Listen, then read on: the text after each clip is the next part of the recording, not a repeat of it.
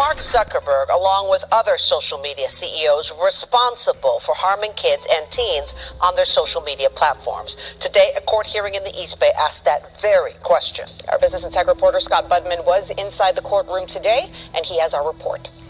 Mark Zuckerberg, CEO of Meta, is once again in the spotlight, facing yet another legal battle. From the Cambridge Analytica scandal to ongoing worries about data privacy, Zuckerberg has been no stranger to the courtroom. But now, he's up against something even more formidable. Enraged parents from 40 states banding together to take on Meta, battling against the grip of social media addiction on their children. And Zuckerberg isn't alone in the hot seat. Last year's Senate hearings pulled back the curtain on the immense influence of social media, with executives from Snapchat, Twitter, and TikTok grilled about their platform's impacts. Cyberbullying, loneliness, and depression surged as social media platforms dominated daily life. Yet amidst the chaos, the giants behind these platforms remained indifferent to the consequences. Their sole focus? Money. But how will Zuckerberg manipulate the system this time?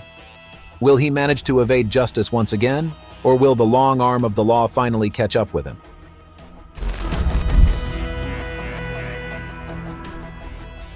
One of the victims of Zuckerberg is Anna. Anna was a college student who loved to use social media, especially Instagram. She enjoyed posting photos and videos of herself, her friends, her hobbies, and her travels. She also liked to follow celebrities, influencers, and other popular accounts. She constantly checked her phone for likes, comments, and messages, and felt a rush of dopamine whenever she received positive feedback. However, Anna's obsession with social media soon became unhealthy. She started to compare herself to others and feel insecure about her appearance, her lifestyle, and her achievements. She felt pressured to maintain a perfect image online and to keep up with the latest trends and challenges. She also felt anxious and depressed when she didn't get enough attention or validation from her followers. Anna's addiction reached a breaking point when she decided to undergo cosmetic surgery to enhance her appearance and boost her popularity on Instagram. She borrowed money from her parents and friends and lied to them about the purpose of the surgery. She underwent several procedures, such as lip fillers, nose reshaping, and breast augmentation, without consulting a professional or considering the risks and complications. Unfortunately, the surgery did not go well, and Anna suffered from severe infections, bleeding, and scarring. She had to be hospitalized for several weeks and underwent multiple corrective surgeries. She also faced legal troubles, as she was sued by the surgeon who performed the initial operation and by some of her creditors, who demanded their money back. Feeling her life deep down the dark well without nowhere to escape it, Anna then took on her life. Sadly, Anna's story is not unique. It's estimated that somewhere between 16 to 33 million Americans are grappling with social media addiction.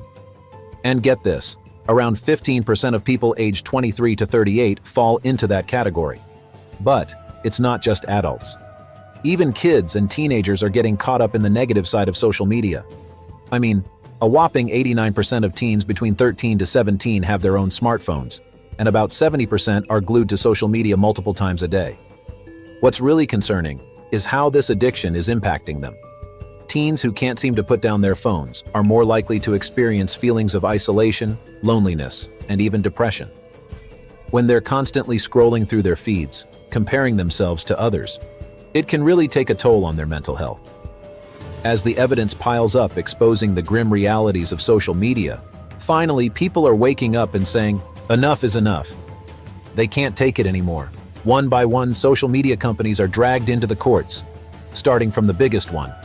And the battle against the giants has begun. On the people sitting behind them, are you here? You've done nothing to help them. You've done nothing to compensate them. You've done nothing to put it right. You could do so here today, and you should. After we build AI tools nonsense. Your product is killing people. Will you personally commit to compensating the victims? You're a billionaire. Will you commit to compensating the victims? Will you set up a compensation? October 6, 2020, marked a pivotal moment in the fight against the digital overlords. In California District Court, Edelson PC, representing 17 families, stepped into the ring against the titan of social media. Why? Because they've had enough. Enough of the mind games, the manipulation, and the addiction. These plaintiffs aren't just crying wolf, they're bearing the scars of social media addiction. Anxiety, depression, sleepless nights, Even death, you name it, they've suffered it. And who's the culprit? Meta, the parent company of Facebook and Instagram, the master of puppeteering. And it's not just Zuckerberg in the crosshairs. Across the nation, courts are lighting up with similar battles. TikTok, Snapchat, and X, formerly Twitter, are getting dragged into the court too. It's about time these big shots face the music for their role in the digital dystopia we find ourselves in. But, despite years of duking it out in the courtroom, we're still stuck in square one. And you want to know why? These social media titans have this slick shield called Section 230, and they're wielding it like a fortress, deflecting any and all accountability for the chaotic mess of user-generated content swirling around their platforms. Now, Section 230 might have started out as a noble idea, meant to safeguard free speech on the wild, wild web. But let's call a spade here. It's become nothing short of a golden ticket for these companies to dance around responsibility. You'd think with all these horror stories about social media's negative impacts, someone in the company would step up and do something about it, right? But nope. And you want to know why? Follow the money trail, my friend. Take a look at Mr. Zuckerberg, sitting pretty as the fourth richest man on Earth.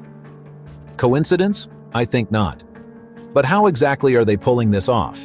How do social media companies manage to hook people in like that? In 2012, Facebook secretly altered the news feeds of nearly 700,000 users, showing them more positive or negative posts than usual, to see how it would affect their moods and behavior. The results, published 2 years later, showed that users who saw more positive posts tended to post more positive content themselves, and vice versa for negative posts.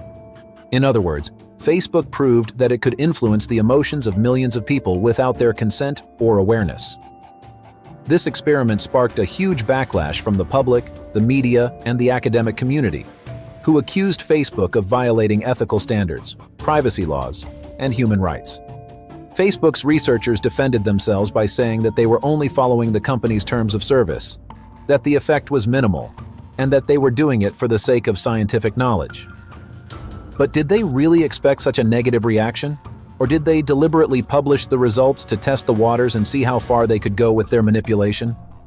We may never know the answer, but one thing is certain. Facebook didn't stop experimenting on its users. They just became more secretive and sophisticated. Who knows what kind of experiments they are running right now, and what kind of effects they are having on your mental health, your relationships, and your decisions. To understand why Facebook does what it does, we need to look at its business model. How do they make money? The answer is simple: advertising. Facebook sells your attention to advertisers, who pay them to show you ads that are relevant to your interests, preferences, and behaviors. As your usage of Facebook grows, so does the frequency of ads, which translates to higher earnings for Facebook. You might think that you are using Facebook as a product, but in reality, it is you who are used by them as a product. That's why Facebook's main goal is to increase your engagement and retention on their platform by any means necessary. But how do they do that? How do they make you spend more time on their app? The answer is by using techniques that exploit your psychology. Facebook, like other social media companies, employs teams of engineers, designers, and psychologists who study human behavior and neuroscience and apply their findings to create features that make their apps more addictive. The like button, the notification system, the infinite scroll, the algorithm. These features, and many others, are designed to create a habit-forming cycle where you check Facebook compulsively, consume content mindlessly, and feel rewarded temporarily, only to repeat the process again and again until you lose track of time, your goals, and your sense of self. This cycle can lead to addiction, which is defined as a compulsive behavior that interferes with your normal functioning and causes negative consequences for your physical, mental, and social well-being. But is social media truly as detrimental as everyone claims? Would we be better off without social media? Just imagine a world where every single social media platform vanished overnight. What kind of world would that be? First of all, without social media, it would be much harder to find and connect with people who share our interests, hobbies, passions, and values. We would have to rely on more traditional ways of meeting new friends, such as joining clubs, attending events, or asking for introductions. We'd skipping the chance to meet and learn from people all over the world, you know? Different cultures, backgrounds, and ways of seeing things. However, without social media, we would not compare ourselves to others as much as we do now. We wouldn't get bombarded with all those glossy, perfect snapshots of life that can make us feel like we're not enough. We would not feel the pressure to conform to unrealistic standards of beauty, success, or happiness. We would focus more on our own goals, achievements, and well-being, rather than on what others think of us. Another thing is, without social media, we would have a harder time advocating for our rights, causes, and beliefs. We would not be able to use the power of social media to raise awareness, mobilize support, or demand change. We would not be able to access information, opinions, and resources that can help us form our own views and opinions. We would not be able to express ourselves freely and openly, or challenge the status quo. On the other hand, without social media, we would waste less time scrolling, liking, commenting, and sharing. We would have more time to devote to other activities that are more meaningful, productive, or enjoyable. We would have more attention span, concentration, and memory. We would have less distraction, stress, and anxiety. And finally, without social media, we would be happier. We would appreciate the present moment, the people around us, and the simple joys of life. We would not be bombarded with information, advertisements, and notifications that can overwhelm us, manipulate us, or make us unhappy. We would have more control over our privacy, data, and choices. We would have more freedom, authenticity, and peace of mind. So, what's your take? Social media, a gift or a nightmare? It's not easy to tell.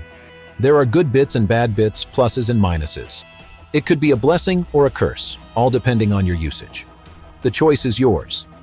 You can decide how much time and attention you give to social media, and what kind of content and messages you consume and produce. The responsibility is on your shoulders. You can be part of the problem or part of the solution. The question is, what will you choose?